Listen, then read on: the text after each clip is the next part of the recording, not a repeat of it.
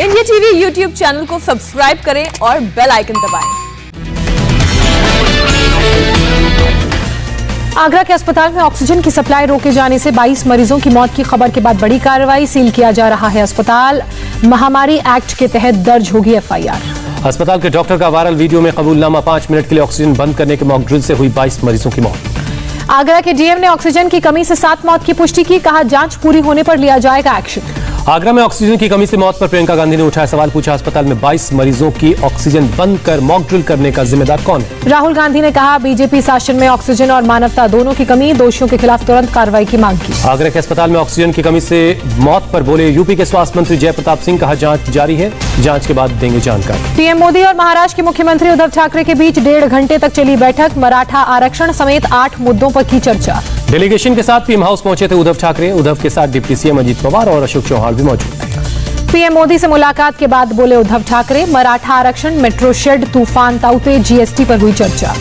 उद्धव ठाकरे ने कहा मराठी भाषी लोगों को आरक्षण देने का मुद्दा केंद्र के सामने पेंडिंग, पीएम ने जानकारी लेने का भरोसा दिया। उद्धव ने मेट्रो कार शेड के लिए कांजूर में केंद्र से मांगी जमीन, किसानों को फसल बीमा के लिए बीट मॉडल का किया जिक्र। आज शाम कैबिनेट के साथ बैठक करेंगे पीएम मोदी, छोटे छोटे ग्रुप्स में होगी मुलाकात, कोरोना की वजह से एक साथ मंत्रियों से नहीं मिलेंगे। केंद्र सरकार ने वैक्सीनेशन को लेकर नई गाइडलाइंस जारी की, 21 जून से राज्यों के हिस्से के 25% समेत कुल 75% वैक्सीन खरीदेगी केंद्र सरकार। गाइडलाइंस में केंद्र ने राज्यों को दी सलाह, वैक्सीन बर्बादी की तो राज्यों के कोटे से होगी कटौती। सरकार ने ई वाउचर को बढ़ावा देने का समर्थन किया, निजी अस्पतालों में गरीबों को ई वाउचर किया जा सकेगा गिफ्ट। वैक्सीन नीति पर विपक्ष के हमले पर बीजेपी का पलटवार, केंद्रीय मंत्री मुख्तार अब्बास नकवी ने पूछा क्या विपक्ष चाहता है मुफ्त वैक्सीनेशन न हो, गरीबों का राशन बंद कर दिया जाए। कमलनाथ के वैक्सीनेशन पर सवाल उठाने पर मध्य प्रदेश के गृह मंत्री का तंज, कहा कांग्रेस ने पोलियो चेचक के टीके बनाने में जितने साल लगाए, महामारी की वैक्सीन बनाने में उतने महीने भी नहीं लगाए। कोरोना वैक्सीन पर यूपी के पूर्व मुख्यमंत्री अखिलेश यादव का यू टर्न, कोरोना टीका लगवाने का ऐलान किया, लोगों से वैक्सीन लगाने की अपील भी की। अखिलेश यादव ने कहा हम बीजेपी के टीके के खिलाफ थे, भारत सरकार के टीके का किया स्वागत, पहले कहा था मैं नहीं लगाऊंगा बीजेपी का टीका। अखिलेश का टीका लगाने के लिए राजी होने पर यूपी के स्वास्थ्य मंत्री जय प्रताप सिंह की चुटकी, कहा टीके का महत्व समझने में इतना वक्त लगा दिया, देश को लेकर सोच बहुत हल्की है। यूपी के स्वास्थ्य मंत्री ने कहा बीजेपी वैक्सीन वाला अखिलेश का बयान था बचकाना, पूर्व सीएम को नहीं देनी चाहिए थी इस तरह की बयानबाजी।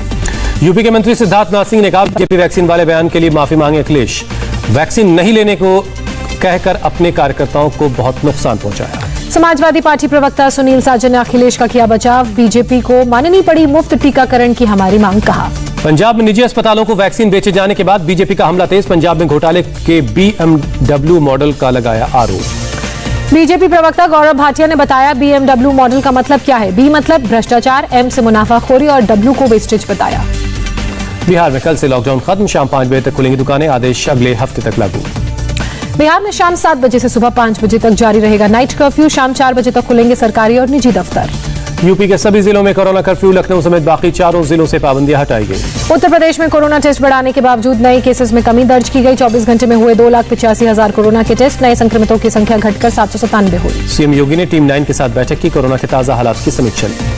अनलॉक के दूसरे दिन फिर यूपी में लापरवाही की तस्वीर, अयोध्या के हनुमानगढ़ी में दर्शन के लिए उमड़ी भारी भीड़। हनुमानगढ़ी मंदिर के महंतों ने श्रद्धालुओं से की सोशल डिस्टेंसिंग के पालन की अपील, मास्क पहनने के लिए भी कहा, श्रद्धालुओं पर कोई असर नहीं पड़ा। काशी में 53 दिन के बाद खुले मंदिर के कपाट, सुबह सुबह 4 बजे हुई काशी विश्वनाथ मंदिर में पहली आरती, कोरोना गाइडलाइंस का हुआ पालन। उज्जैन के महाकाल मंदिर में 15 जून के बाद श्रद्धालुओं को मिल सकती है एंट्री, वैक्सीनेशन या वैक्सीनेशन सर्टिफिकेट या कोरोना नेगेटिव रिपोर्ट के बाद ही मिलेगा प्रवेश। गोरखपुर की सब्जी मंडियों में सोशल डिस्टेंसिंग का पालन नहीं हुआ, लोगों के मुंह से मास्क गायब नजर आए। दिल्ली में अनलॉक के दूसरे दिन ITO पर लगा लंबा जाम, रोड के दोनों तरफ सुबह गाड़ियों की लंबी लंबी कतारें दिखी।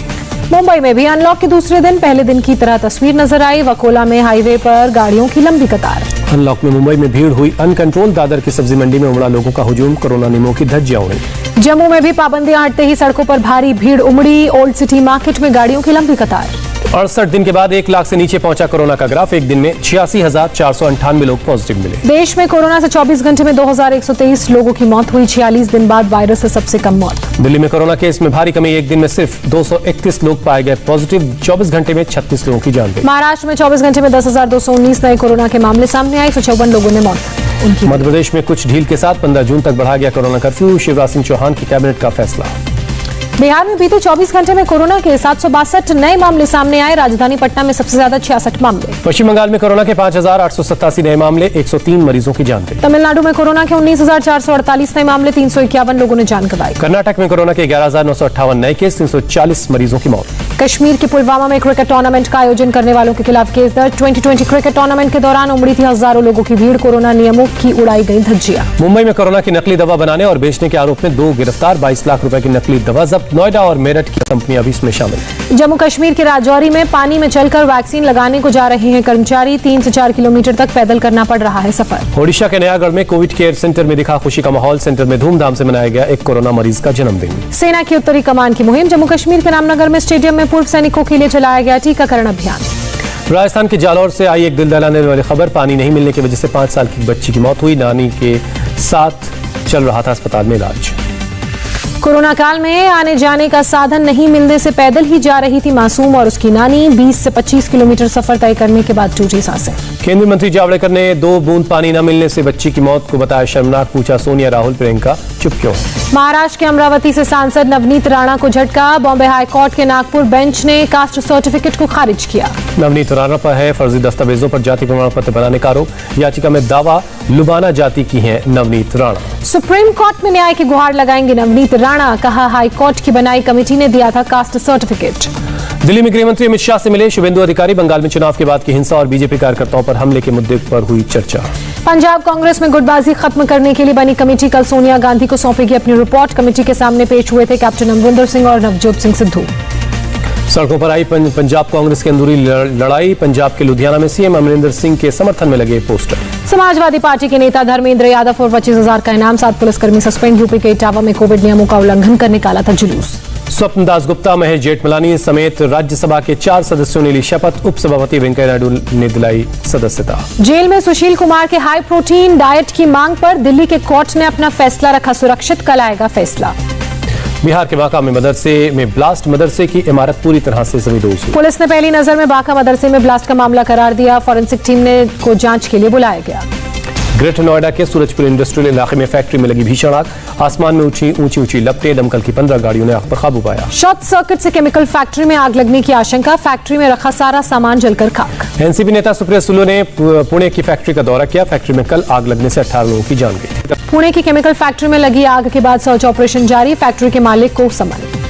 पुणे केमिकल प्लांट में मरने वालों में 18 लोगों में 15 महिलाएं। केंद्र सरकार ने 2-2 लाख रुपए और राज्य सरकार ने 5-5 लाख रुपए की आर्थिक मदद का ऐलान किया। मुंबई में मानसून से पहले बारिश की दस्तक। सायन समेत कई इलाकों में सड़कों पर भरा पानी। बारिश के बाद बोरीवली में भी सड़कों पर भरा पानी। ऑटो समेत कई गाड़ियां खराब हो गई।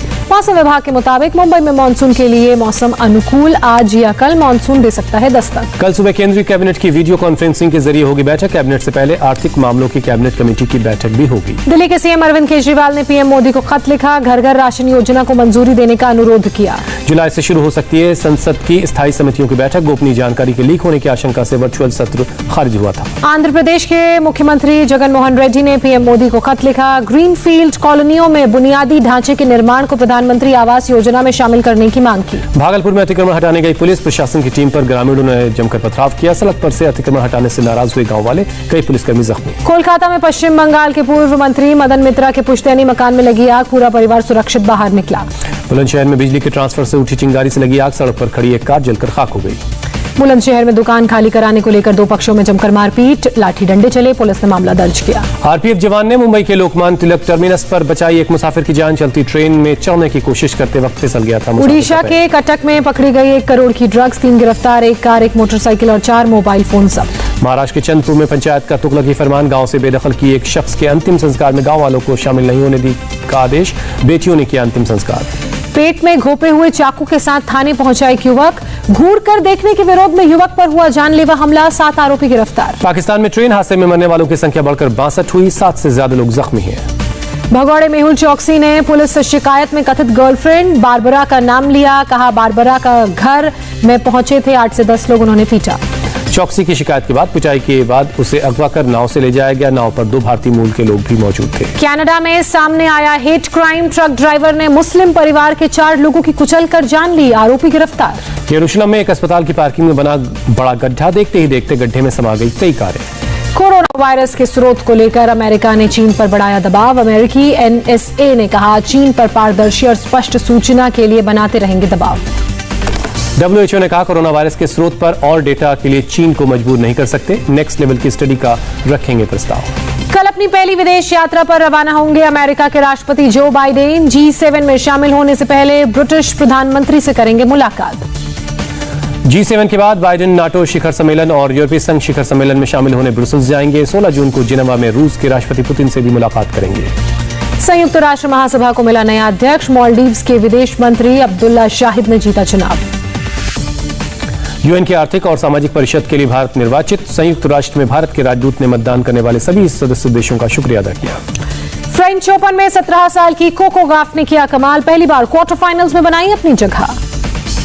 भारतीय फुटबॉल टीम ने कप्तान सुनील छेत्री ने तोड़ा मेसी का रिकॉर्ड। सबसे ज्यादा गोल करने वालों की टॉप 10 लिस्ट में शामिल होने से सिर्फ एक गोल पीछे है।